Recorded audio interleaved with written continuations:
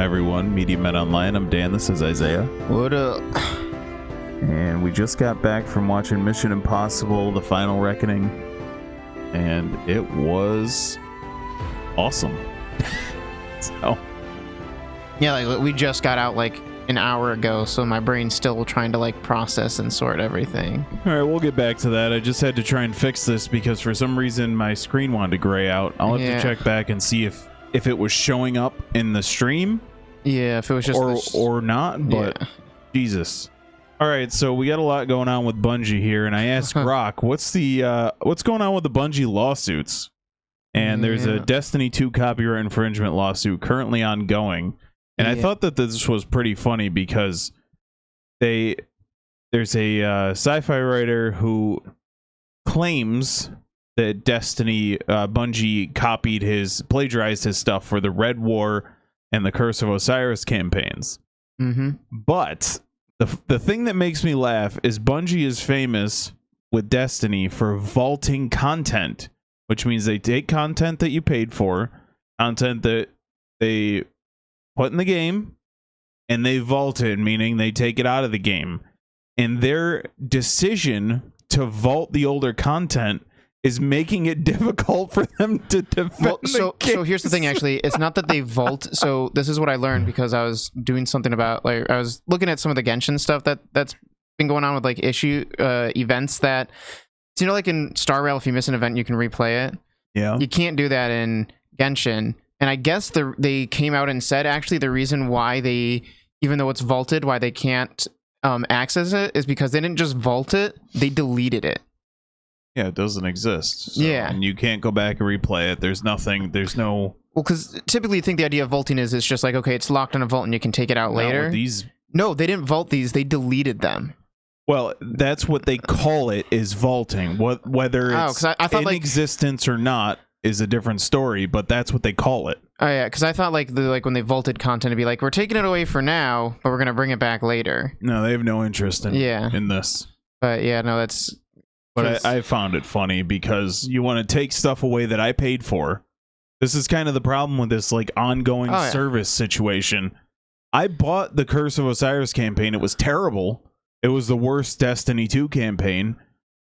But I still paid for the damn thing. You can't like play the beginning of the Destiny 2 anymore. Like if you want to play Destiny 2, you have to start like halfway through the story, and it's like, why would I even want to? And with this, the Red War, the beginning where they steal your light and you have to go back to the beginning, back from scratch, was a really cool idea. And it's something that I had the itch to play like a couple years ago, just to replay, but I didn't realize they had just completely gotten rid of it. It was a cool idea. I think they like did away with it fairly quickly though in the story, right? Where it's just like you lost your light and then you like immediately get it back. It's a process. I thought it's just like it's like one level difference because like you just go, you find that one shard and you get your light back, right? No, it was a long, the entire campaign is you getting your stuff back. So marathon art. This was a whole thing. Yeah. So like with this one here, Bungie got like caught red-handed stealing assets from an artist on Twitter. Like just straight up like dated and everything, and so they came out with a live stream and said like, oh yeah, this one person did this and it you know, we got rid of them and we're delaying stuff and not showing things because we need to fix all this stuff. And it's like, but you have a history of stealing art though. Hey Grok, what is a scapegoat? But yeah, the other crazy thing with that then is like the game I think actually launched then, and people are calling it Concord 2. That's how bad the numbers are. I think like it either just dropped early access or something, but people are calling it Concord 2. September 23rd. Okay, maybe it's some sort of early access thing then, because I know people were playing it. Maybe it's just like, oh, they got like beta access to the game or something, because you know how like Destiny, when that came out, like you could get the beta a while earlier. Mm-hmm. I don't know, but that's... A closed alpha test for Marathon was on April 23rd. Okay. So it's not even at beta yet. Closed alpha, meaning I don't know, maybe the people who like pre-ordered the special edition or something. But yeah, they're essentially saying it's Concord 2. It's just really boring, standard, nothing that separates it from, like, there's another similar kind of game I think that's coming out soon as well. Like, I can't remember the name because I don't really play these types of games, but they said like it's just better in every aspect so far, and it's alpha/beta. So what is it? Like, it's another it's another like looter shooter type thing. Because Marathon's like it's I don't know if it's more like Quake or more like first person version of Fortnite, you know, like a drop in, like a zone type situation. But a team based extraction shooter, that's the name of it. Okay. But yeah, I think Arc Raiders, that's the name of the game. Arc Raiders. COVID ruined Bungie, I think. Well, management ruined, like all the good people at the company leaving ruined Bungie. Well, they left over time and they slowly started to lose their minds. I saved a bunch of tweets from them when they were just completely trashing their viewer base. You know, the common concept. But yeah, I think this is funny, and I think maybe at some point soon Bungie will just be fully absorbed into Sony. Yeah, isn't it crazy just how far Bungie has fallen? They went from making probably the like defining first person shooter of video games, and then you know, now this. Destiny 1 was a huge success. Oh yeah, and it's so good. The Destiny 2 situation, maybe they need to do a Destiny 3 now to kind of rinse everything out, but I don't know. It's crazy. It's just the kind of game it had. Like, you look at Destiny 1 where it, like, let's say like kind of where Destiny 1 ended, you know, because I'd say Destiny 1 ended in a really good spot. And you look at where Destiny 2 is now, and they feel like completely different kinds of games almost. Well, the Rise of Iron was good, but Destiny 2 ended and it was terrible. When Destiny 1 ended, PvP was unplayable. Oh, see, I didn't do PvP. And there was nothing but replay. The exotics to go after were just exotic versions of guns you already had, and it was a nightmare that last like year and a half. Yeah, see, for me, I'm thinking like release schedule. Like, I'd rather pay $30-$40 every year and get a full story expansion once a year, because like I really liked Taken King, and then I liked Rise of Iron, and I liked their release schedule for like the raids and stuff like that. Like, as difficult as Rise of Iron's raid was, and I do think they kind of went a little too far on that, I did enjoy playing it a lot. And I felt like when they did Destiny 2, they stripped away some of the features that kind of made the game fun, because they tried to rebuild it from the ground up.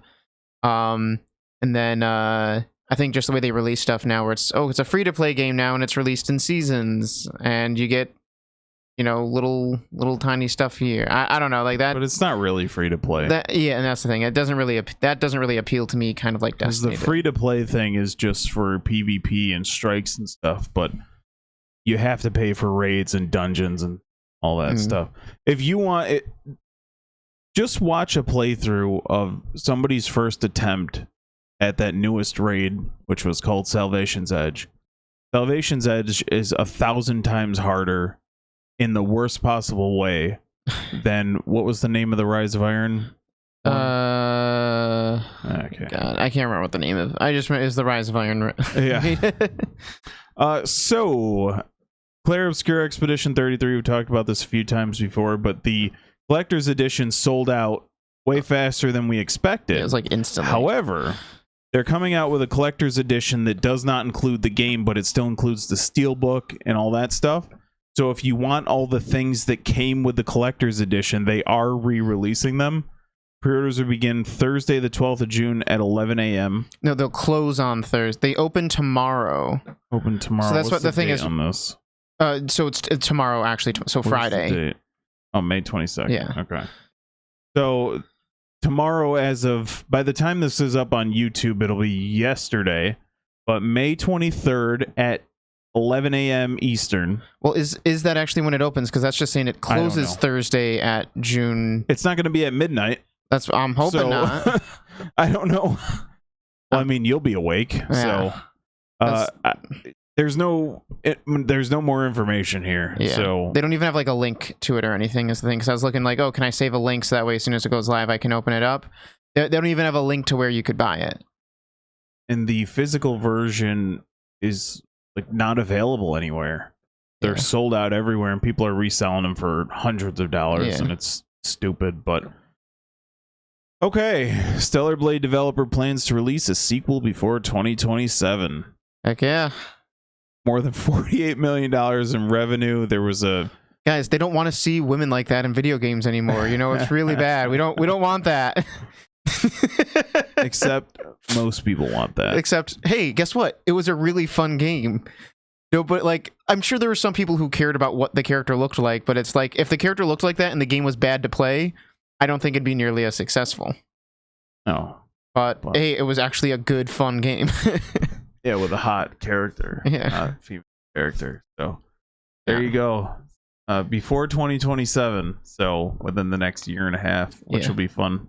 I'm looking forward to that. It was I liked it did feel kind of like an introduction to the world, and I can see where they can kind of explore off from this and do something. Wrath of the Machine. Yes, there you go. Jesus Christ.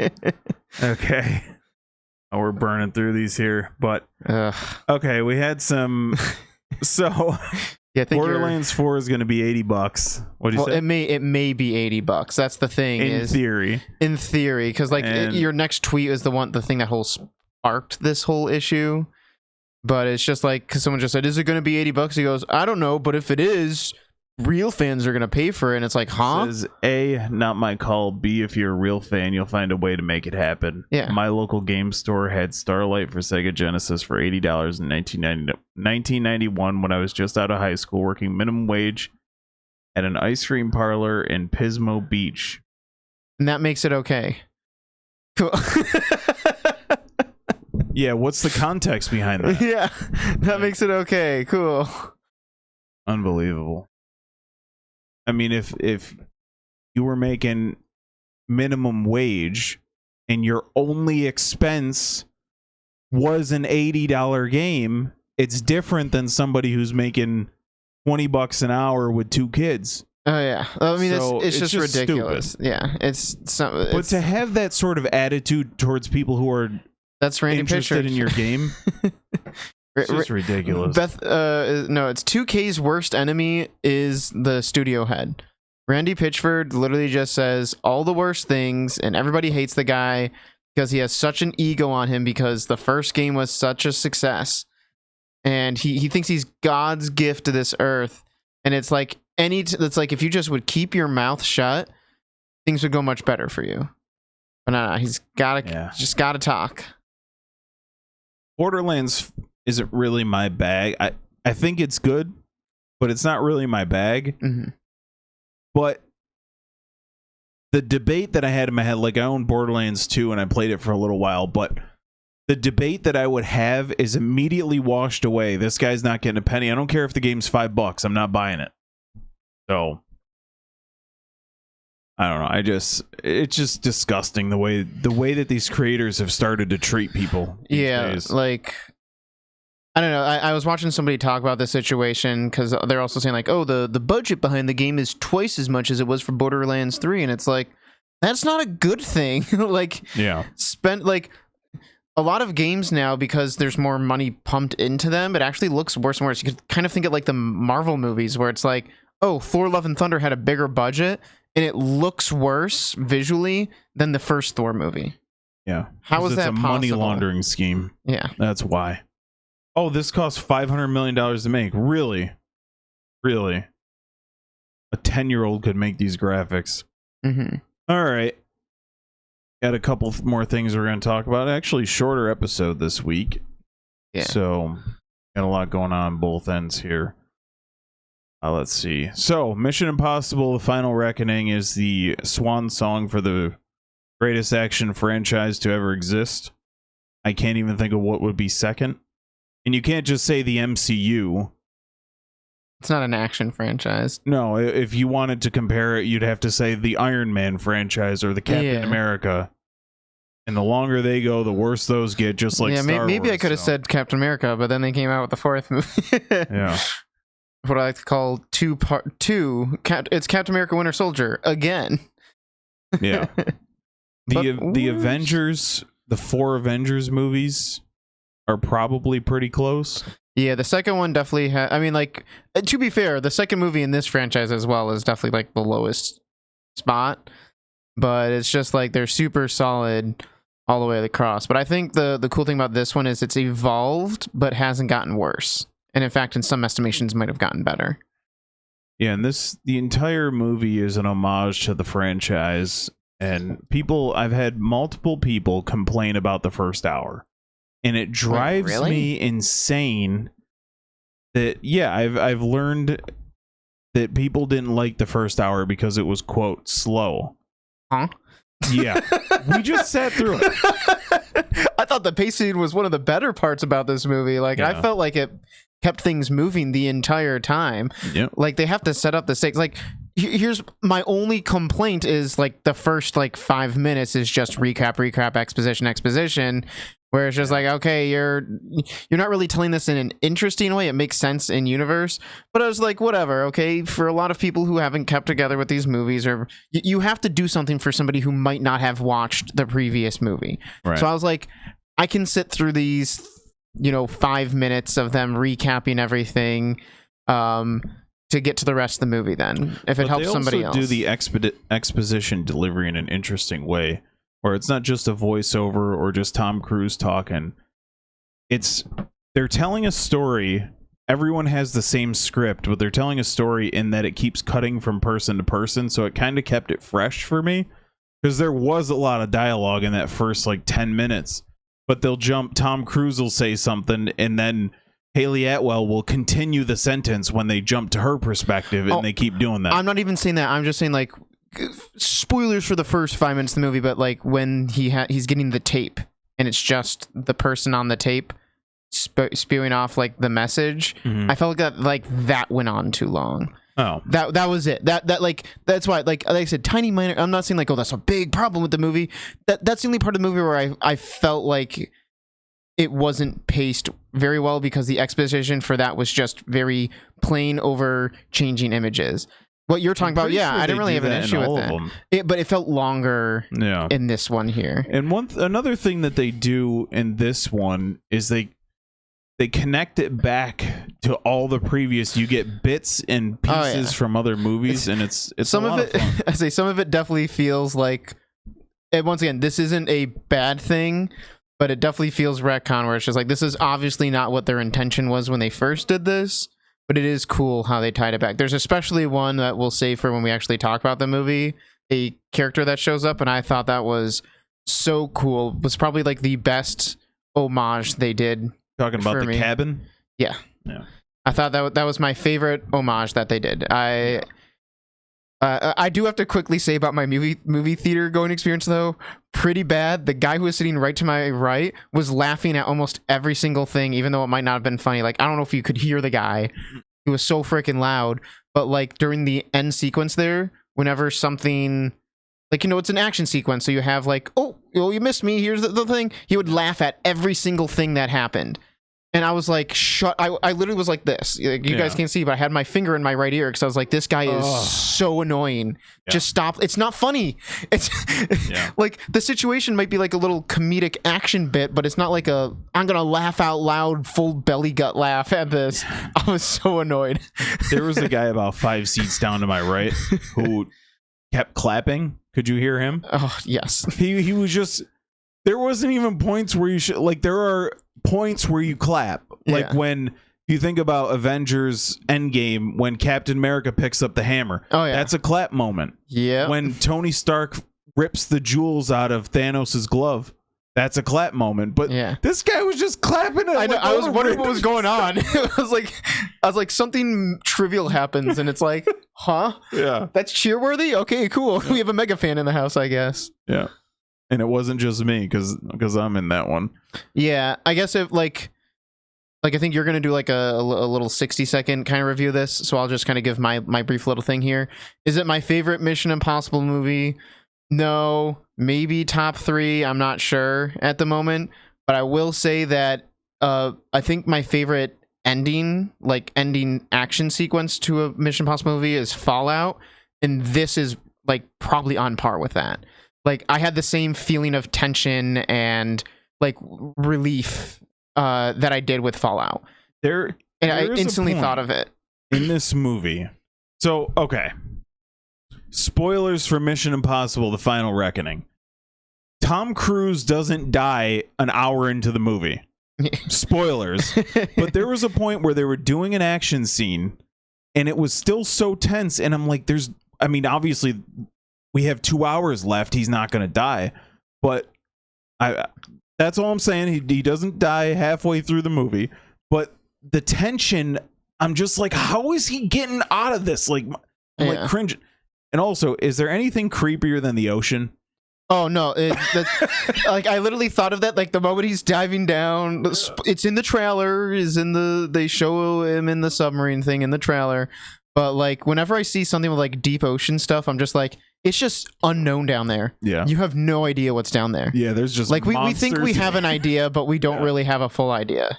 When he opens, I won't say what it is, but when he opens that thing and the thing is right there, like, what the hell is that? But it was, yeah, it was just shocking, actually. Yeah. Okay, yeah, I'll save these for the review. Yeah. So we're just kind of giving first impressions, and then we'll do a real review later. Yeah, like, I don't even have like a score in my mind just yet, because I'm still letting it gestate, and I usually like to give things like a day or so to like let me fully think back on everything I experienced. Sit in the quiet and just think about it. But I will say, fun experience, definitely worth seeing in a movie theater. Yeah, absolutely. Go see this. It's fantastic. I'll be interested to see how it does. All right. Jeez, this movie, I haven't... Have you seen this? I know I've seen it. I don't remember a thing about it, but my parents watched this every now and then, and I know what the movie's about, but it was so long ago that I saw this, and I keep on thinking, maybe I'll rewatch it one day. So it's a Joel Schumacher 1990 movie, and the cast is star-studded: Kiefer Sutherland, Julia Roberts, Kevin Bacon, the Baldwin that didn't shoot somebody, Oliver Platt. Yeah, there's a remake from 2017. And it's terrible. Is it? The remake's awful. Never seen it. But... I did see that one, I know, and it's so awful. So 5 medical students want to find out if there is life after death, and they do that by flatlining. Get it? The Flatliners. This movie is a movie that I would like to discuss in full with somebody, but I don't want to spoil this, because even though it's a 35-year-old movie, Jesus. So if you want, I can try to find it and watch it so we can talk about it then. It is, I think it was either on HBO Max or, I don't know. It was on so I didn't buy it. It was on maybe Prime, but whatever.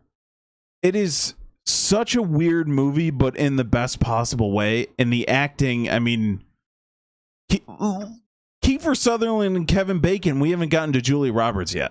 So maybe if you watch this for next week, we can just fully talk about it, because it's such a weird movie and a concept that... I'll definitely have time. I have a lot of days off, so... Yeah, there's a lot of, like, where are they going with this? But I highly recommend this. And while Isaiah's talking about Dexter Original Sin, I'm going to check and see what streaming service this is on, just to kind of let everyone out there know, because I highly recommend it. It's a very good movie. So I had to get myself ready for overnights. So I was like, I wasn't feeling like playing like a story intensive video game. I knew I had a lot of time. So I was like, I'll watch a couple episodes of Dexter's Original Sin, since it's finally up on the place that we watch it. And I ended up watching literally every single episode except for the last half of the last episode, which I finished at work then the next day. I do really, really enjoy this show. I know you really, really like it. It still has some of the problems that I have with prequels in general, because, I feel like a lot of stakes aren't there for a lot of things, because it's like, I know where these characters are supposed to end up, so when you put them in certain situations, I don't feel the tension because I know exactly where they're going to be. And in fact, I guess I didn't remember any of this, but when I was wondering about it, so I looked it up. A lot of the stuff they show in the show here was actually filmed originally for Dexter with the original actors, and they just kind of like reshot the scenes and gave them more context. Like I didn't remember that they covered his first kill actually visually in the show, but they did in the original Dexter. I completely forgot about that. So I think not remembering that they covered a lot of this stuff definitely helped me a lot too, because it did feel kind of fresh. However, I do think that are we good with just spoilers for this season here? I do think the stuff with Brian was super unnecessary and didn't really add a lot to it for me personally, because it did feel like, they can't really do anything with this because that entire arc is in the first season of Dexter. Mm-hmm. So he's never going to be able to actually interact with Dexter. And I just felt like they were to be like, hey, we can do stuff with this character since he's not dead in this point in the show. But I didn't really feel like it did anything for me. It wasn't bad, but it didn't really do anything for me either. And I gotta say, for the first half of the season, every plot line that had to do with Deb frustrated me. I think you had like similar sentences things when you're talking about it, where it's just like you weren't really jiving with what they were doing with her character at first. But the second half of the season and like what they did with her character later on, I actually really started to enjoy that. I was like, okay, every time she was on screen, I was getting frustrated. And it wasn't even her character; it was like her friend or the volleyball squabble stuff. I was like, I do not care about this stuff, and it just feels like tangents and like it has nothing to do with what the show's actually doing. Right. But I did really like what they did with her later on.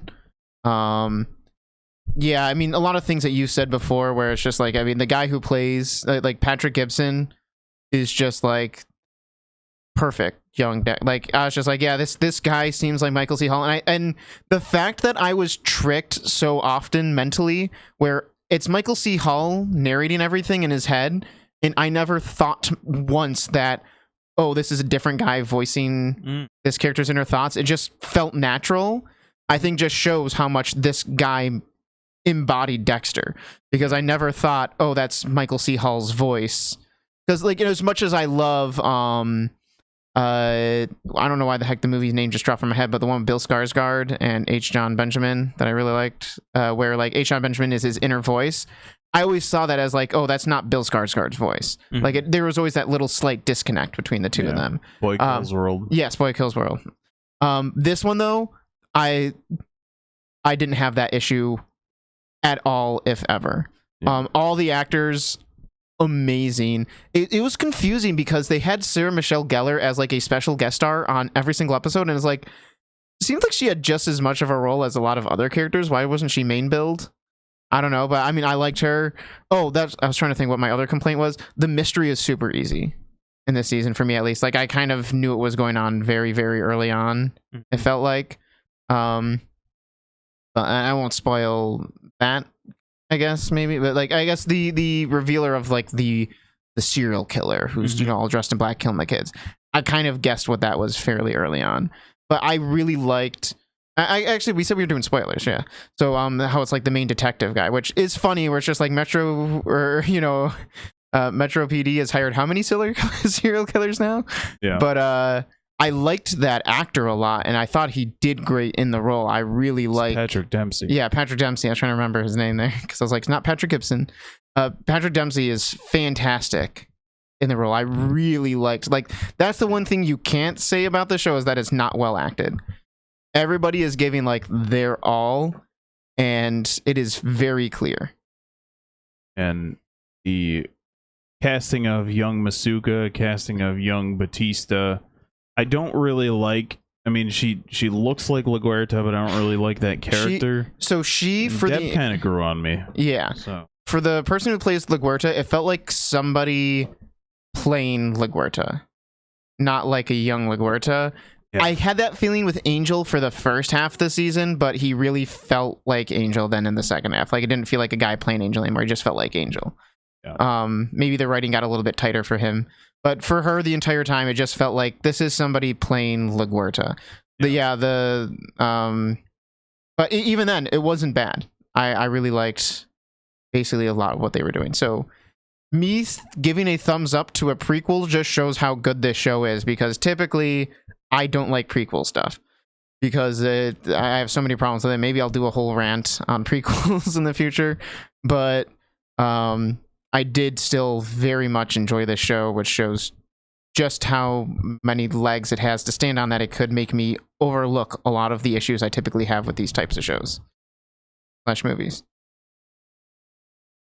It's kind of a retread for me. It was a series I watched quite a while ago, but so much to the point that I started rewatching it from the beginning and barely remembered. I think I started watching this when the dub originally came out, which was probably late 2018. But so it's about it's a classic isekai where the main character is in another world. It's not, he doesn't get killed by Bus-kun or anything, because that's a thing. Yeah. But he gets summoned to the other world by the two main gals. This can I expand that? Yeah. The dark-haired cat girl and the elf girl with the huge hair. Yeah, the blonde hair, right? Yeah, big blonde hair. Big exposed blonde hair there. And it's very, very, very similar to Overlord in that he's just a guy, but he's also the strongest guy ever. But they do a lot more. Now, I've watched Overlord, but in this series, they lean into this guy's like a pansy high school student, or maybe college, I don't really remember, but he's kind of like a pansy shut-in. His inner voice comes out a lot where he's just like this, oh my god, I don't know if I should do that. And then when he starts talking, he's like, you will bow to the Demon King or whatever. But it's quite good. It's kind of one of those series where I couldn't recommend it to anyone, but I couldn't tell anyone not to go watch it. It's the type of series that if you like isekais and you like a bit of fan service, there's not a ton, and you just like kind of goofy-ish shows with some action, Konosuba style. Definitely not a parody like Konosuba, but that same type of...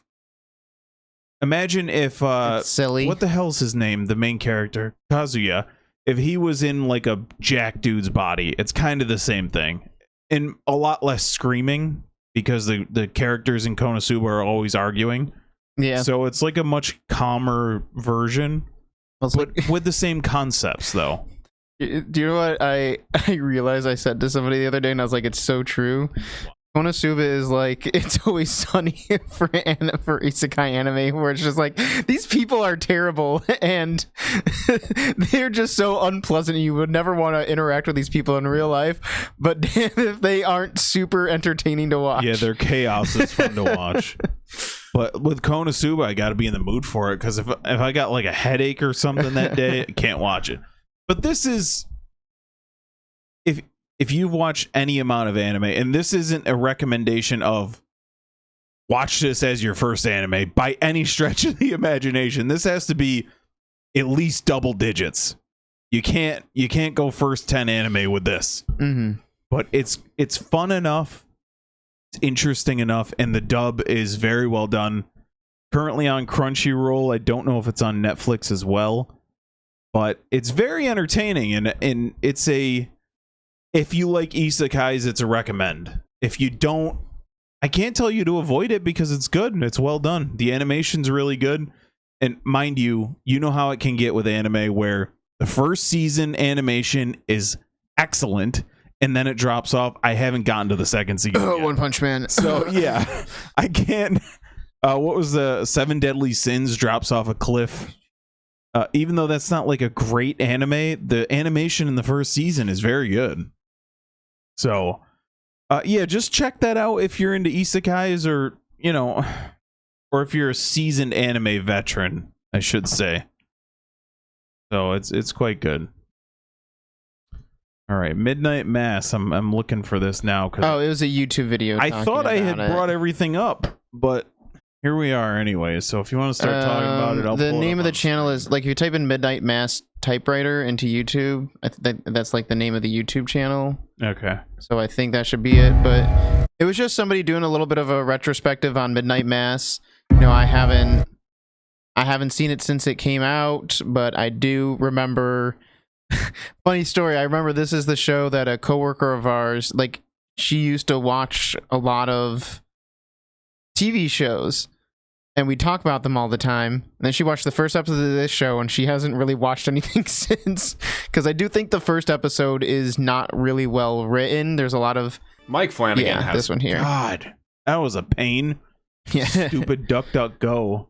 yeah. The exposition's a little bad, I think, or not. Is like poorly done in the first one. But I think the show overall is my favorite, like, idea and themes and characters. Like, if I took individual aspects of Mike Flanagan's work, I'd think a lot of them would come from Midnight Mass here. It's not my favorite thing he's worked on, though, like, as a project overall. Like, that might still be Hush. I think Hush is fantastic, perfect from beginning to the end. Whereas this one here, like, I haven't seen this guy in the middle here. I think it's like Hank Lancaster or something is the actor's name, something like that. Hank Lancaster. But I've only seen him in one other thing, and it was one of the random movies I watched at Tribeca Film Festival. He was in it for about 2 seconds. Hamish Linklater, there, the first guy. He is, like, by far, like, one of the best performances I've seen in anything ever. He is fantastic. His character is also just very, very well written and so interesting and understanding, where it's just like, slight spoilers for Midnight Mass, he's kind of the villain, but he feels like kind of the main character as well. I forget, did you end up watching Midnight Mass as well? What? I can't remember. Slight spoilers for Midnight Mass, but it's like there's the demon thing, the wings and on the island. I may have watched the first episode, but yeah, I've seen the first episode, but I didn't stick with it. I say the first episode is not great.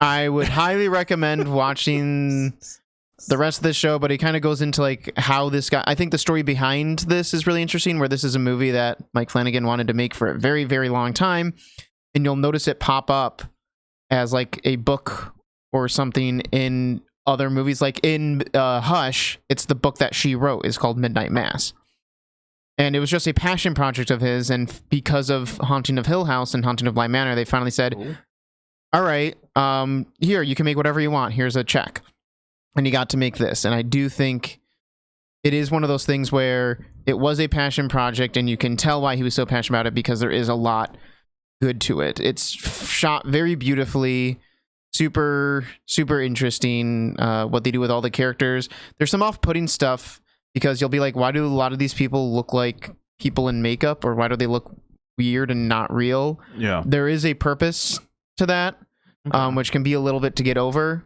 but I do highly recommend this show. Yeah, it looks like there's only 7 episodes. Just trust me, you'll watch that first episode and you're gonna be like, this is not great. Like, it's not bad, but it's also like the writing is so weird with exposition. It's only in the first episode. From this, I'll check. Hopefully, if it's not, it will be soon. But it's fantastic, and the guy's video just going over, like, how it was created and the different themes and ideas and the characters. I really liked the way that he approached it, and it's another, just, you know, I just need to find more people talking about things. He also did a video on Overlord, which is how I think I discovered his channel, where he just talks about, you know, the movie that I like, Overlord and stuff. So it's like, he's also, he had one on Dexter as well. Maybe that's how I found it. Actually, was the Dexter one. Oh, he had one on Pandora. Yeah, I watched a bunch of his videos because I was running at work and I needed stuff to listen to. Yeah. But yeah, no, super interesting videos, and please go watch Midnight Mass. Absolutely. So I've been in this weird world of Pokemon ROM hacks the last few weeks, and this guy from the ground up rebuilt Pokemon Emerald, called it Pokemon Gamma Emerald. Now Pokemon Emerald is a Game Boy Advance game, I believe, and he turned it from this to this, and this is what the game looks like under his. So from that to that. So I'm going to give this a try next week. To warn you, the game is very buggy. It's brand new. So you can get in contact with this person, Undreamed Panic, I believe on X. And any bugs that you find, and he's going to fix them along the way. You're kind of in a beta tester at this point. So if you're interested in playing it, anyone out there, but I'm going to give this a try. I've been kind of dabbling in the ROM hack versions of these games, and it's been a lot of fun. So the other thing is I never ended up talking about Wick is Pain, which I'm going to talk about next week for sure. That was the documentary, right? The John Wick documentary. I will be talking a bit about that. Do a full review on Mission Impossible Final Reckoning, possibly a full review on the Flatliners. And the last thing I have before I throw it over to you is AEW's pay-per-view. Double or Nothing is this weekend, so I'll probably talk about that as well in Arizona, and it is gonna be fantastic. You got for next week? Well, I'm definitely gonna try to watch Flatliners. I got a lot of free time, but I've been hearing good stuff about Final Destination Bloodlines, surprisingly, because I know, like, I was telling you the premise of it, and it just seems so not really interesting. But like I haven't like watched full on reviews, but I've seen like scores or like thoughts on it, and it's been very positive. So I'm thinking like maybe I'll check it out. I won't give you my thoughts. Oh, did you end up seeing it? Okay. Yep. But I might try to see that because there's not really much else in theaters at the moment. I don't plan on watching the Lilo and Stitch movie ever, because if I want to watch Lilo and Stitch, I'll watch the good animated one. Yeah. But, all right, we're gonna try and do some 60-second reviews on YouTube Shorts, so that you guys can just get a little taste of kind of what you're in for, instead of relying on the full episode, full hour long. So we'll be back to normal time next week. This is normal-ish time, isn't it? We're about we started about like an hour and a half, an hour or two later than normal. All right, well, that'll do it for us. Thanks for watching, and we will catch you guys later. Peace.